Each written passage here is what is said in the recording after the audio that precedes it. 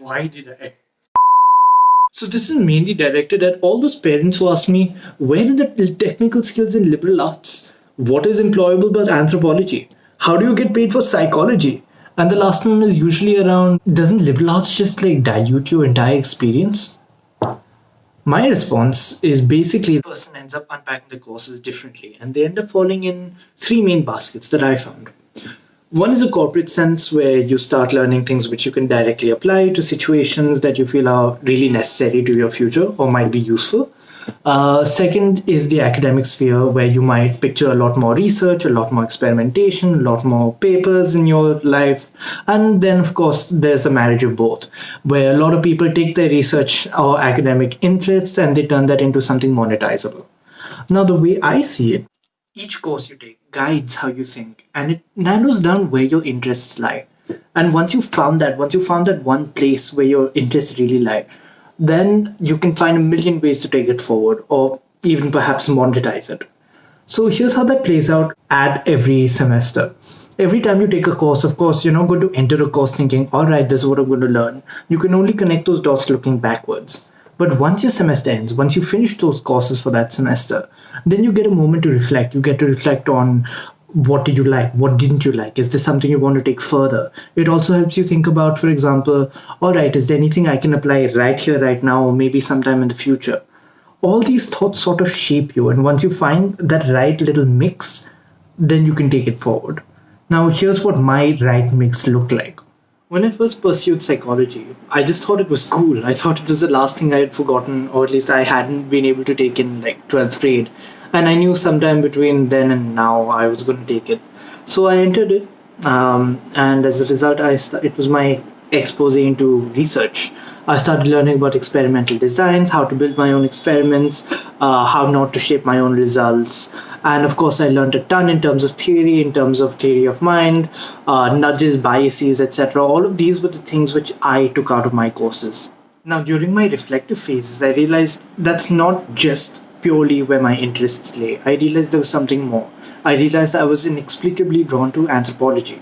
I realized when I started taking courses, I found that I really loved ethnographic research. I really loved interacting with people, learning about how societies operated. I was drawn to family, race, and notions of culture.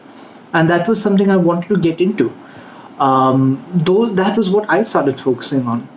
And finally, of course, that wasn't where I rested either.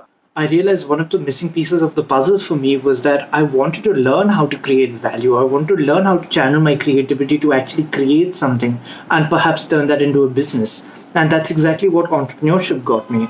That's where I started learning about how to prototype. That's where I started learning about it. Pushed me into a creative environment where I started coming up with different projects of my own. I was exposed to 100 different case studies, and that's exactly the kind of applicative uses I took out of it. And finally, as a result, here I am today working with a company that I really love that allows me to be extremely flexible.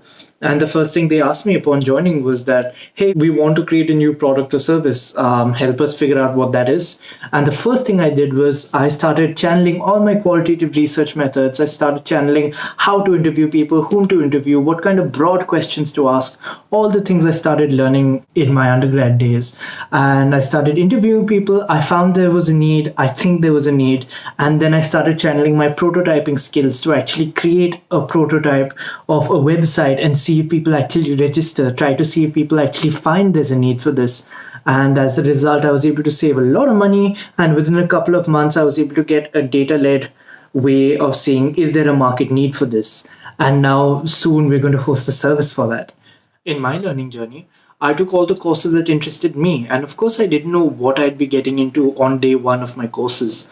I just knew that after I finished my courses, I would focus on the things that I liked or the theories that I wanted to pursue on my own. And I took that further.